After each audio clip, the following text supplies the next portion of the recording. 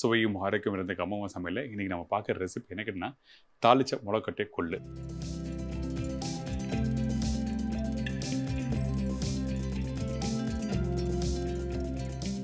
அதாவது இந்த கொள்ளு பார்த்தீங்களா, நான் அதை வந்து முளைக்கட்டி எடுத்து வச்சிருக்கேன். அதை எப்படி தாளிச்சு நம்ம எப்படி ஒரு ஸ்நாக்ஸை சாப்பிட சொல்லி பார்க்க போகிறோம். இப்போ இந்த ரெசிபிக்கு தேவையான பொருட்கள் என்னென்னு சொல்லி பார்த்துருங்க.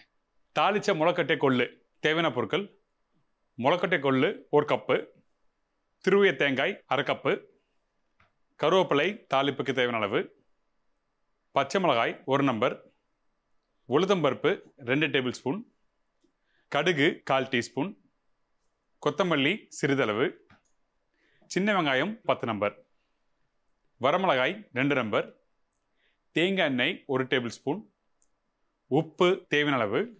இப்போது இந்த ரெசிபி தேவையான பொருட்கள்லாம் பார்த்துருப்பீங்க. ஃபஸ்ட்டு நம்ம என்ன பண்ணுறோன்னா, ரொம்ப சிம்பிள் ரெசிபி தான், ரொம்ப காம்ப்ளிகேட் பண்ண வேண்டியதுனால நம்ம வீட்டில் நார்மலாக வந்து சுண்டல் எப்படி தாளிக்கிறோமோ அதே தான்.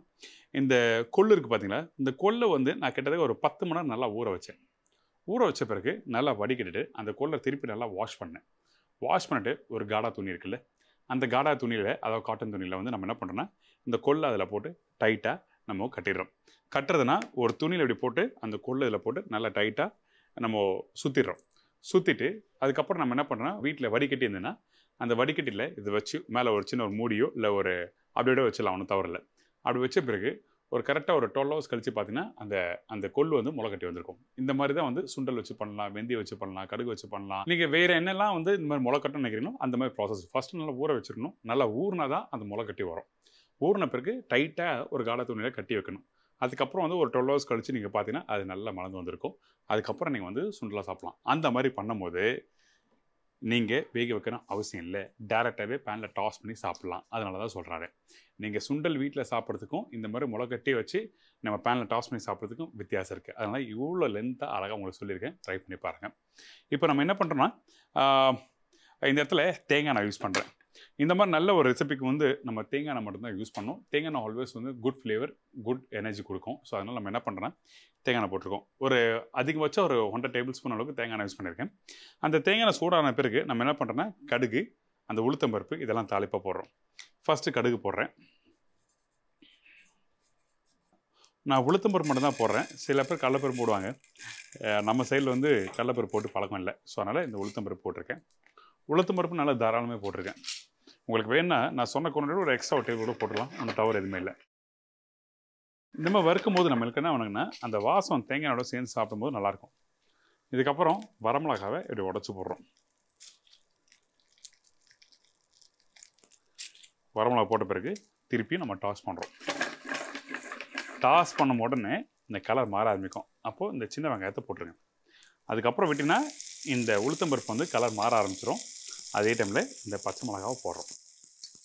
இதுக்கப்புறம் இந்த கருவேப்பிலை. முக்கியமாக சின்ன வெங்காயம் தான் யூஸ் பண்ணுறேன். ஏன்னா அந்த சின்ன வெங்காயம் நீங்கள் போட்ட பிறகு வந்து உங்களுக்கு அந்த டேஸ்ட் முழுக்க உங்களுக்கு எல்லாருக்குமே தெரியும். சின்ன வெங்காயோட தன்மை வந்து காரத்தன்மை, பெரிய வெங்காயம் வந்து இனிப்பு தன்மை, இது எல்லாமே தெரியும் உங்களுக்கு.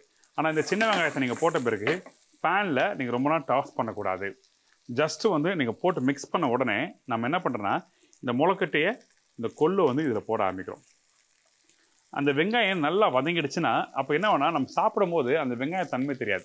அந்த வெங்காயமும் கடிக்கணும், அந்த முளைக்கட்டையை கொள்ளும் கடிக்கணும். அப்போ தான் வந்து நம்ம சாப்பிடும்போது நல்லாயிருக்கும். இப்போது இந்த தாளிப்பொடி போட்ட பிறகு சும்மா நீங்கள் லைட்டாக ஒரு 1/4 குழிக்கரண்டி அளவுக்கு தண்ணி லைட்டாக,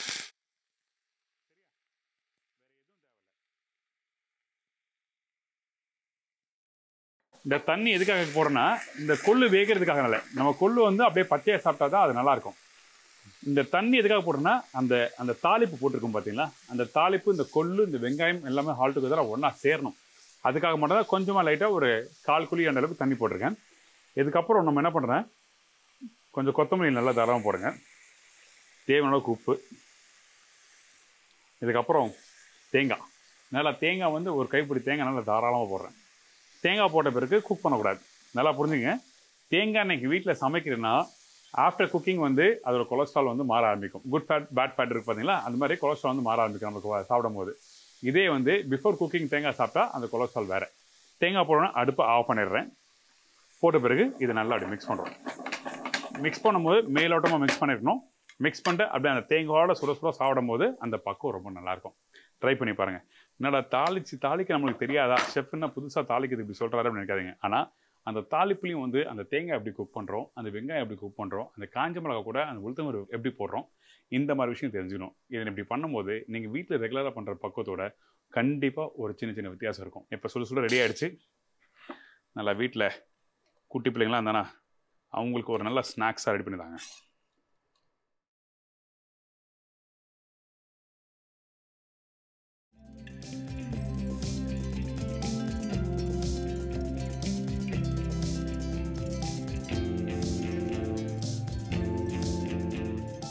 நான் டாஸ் பண்ண உடனே கொஞ்சம் லைட்டாக வாயில் போட்டு பார்த்தேன்.